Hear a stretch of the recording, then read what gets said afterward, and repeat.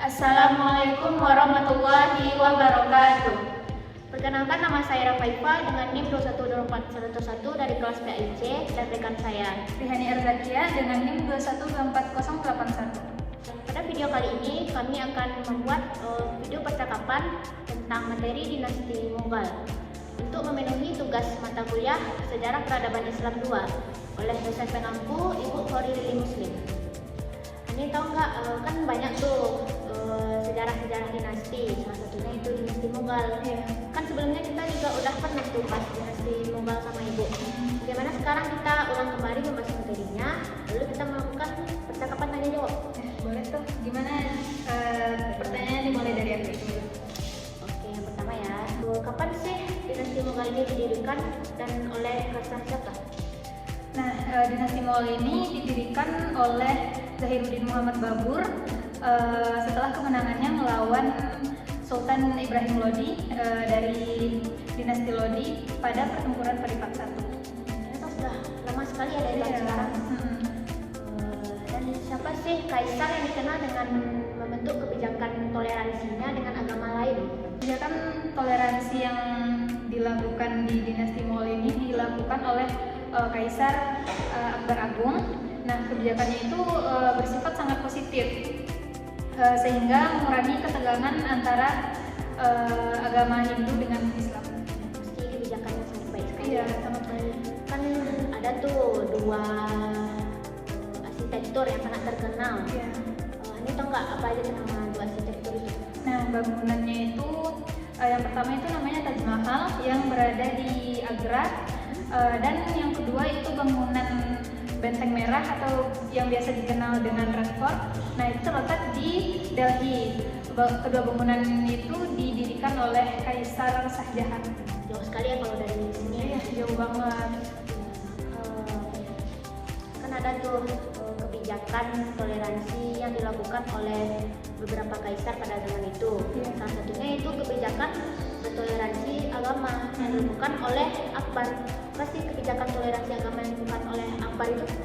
Nah, kebijakan toleransi yang dilakukan oleh kaisar tersebut, nah itu kebijakan agama yang tidak toleran dari Aurangzeb sehingga memicu adanya pemberontakan. Nah, yang kedua karena adanya perang suksesi yang berkepanjangan setelah kematian dari para kaisar yang menyebabkan runtuhnya kekaisaran tersebut.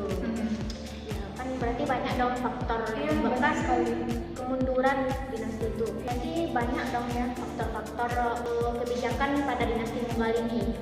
Iya. Bagaimana selanjutnya? Hanya tanya sama aku. Oke. Kita mulai ya. Nah, dinasti Mughal kan terkenal juga dengan keindahan lukisannya. Coba sebutkan apa sih ciri khas dari gaya lukisan dinasti Mughal ini dan tema apa sih yang mereka pakai? Oke, lukisannya. Lukisan dinasti Mughal ini dikenal dengan desain yang sangat halus dan juga penuh dengan warna. Ada juga dengan menggunakan gaya-gaya dari Persia maupun India.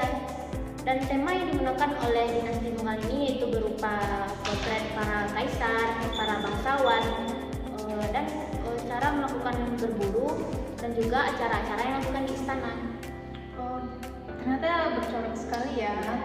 Nah, kalau begitu siapa kaisar Mughal yang memerintahkan untuk adanya pembangunan Taj Mahal ini dan mengapa bangunan ini sangat penting bagi arsitektur dinasti Mughal ini?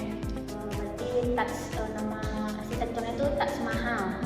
Taj Mahal ini disuruh bangun oleh kaisar yang bernama yaitu Kaisar Shah Jahan sebagai makam istrinya yaitu bernama Taj Mahal. Dan kenapa arsitektur ini dikatakan sebagai arsitektur yang sangat penting? Yaitu karena arsitektur ini dianggap sebagai puncak kejayaan masa dinasti Mughal. Dan arsitektur ini ada banyaknya gaya yang diambil dari Persia, Islam, dan Utsmani. Oh, berarti ini ya bangunannya tuh memang sangat penting ya bagi dinasti Mughal. Selain faktor internal, apa sih peran kekuasaan asing khususnya Eropa yang akhirnya melemahkan dan mengakhiri kekaisaran ini? Peran kekuatan asing ya, peran kekuatan asing itu cukup signifikan. Yang awalnya para orang-orang asing ini melakukan perdagangan di kawasan dinasti Mughal, mereka mengubah cara mereka, yaitu dengan memanfaatkan kelemahan internal dari Mughal ini, seperti perang suksesi. Mereka memperkuat itu dalam bidang politik dan militer dengan melakukan pertempuran, sehingga mereka membentuk wilayah-wilayah yang sangat luas dan mengambil sumber daya dinasti Mughal ini, sehingga sistem pemerintahan dinasti Mughal ini hancur dan terbentuklah kolonial Inggris. Oh, begitu. Bijak juga ya taktiknya. Ya. Nah, data terakhir nih, meskipun dinasti Mughal telah runtuh, apa sih warisan terpenting yang ditinggalkan untuk India modern pada saat ini?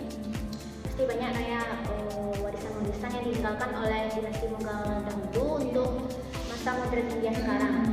Salah satunya itu pada bidang arsitektur, yaitu bangunan Taj Mahal dan benteng merah.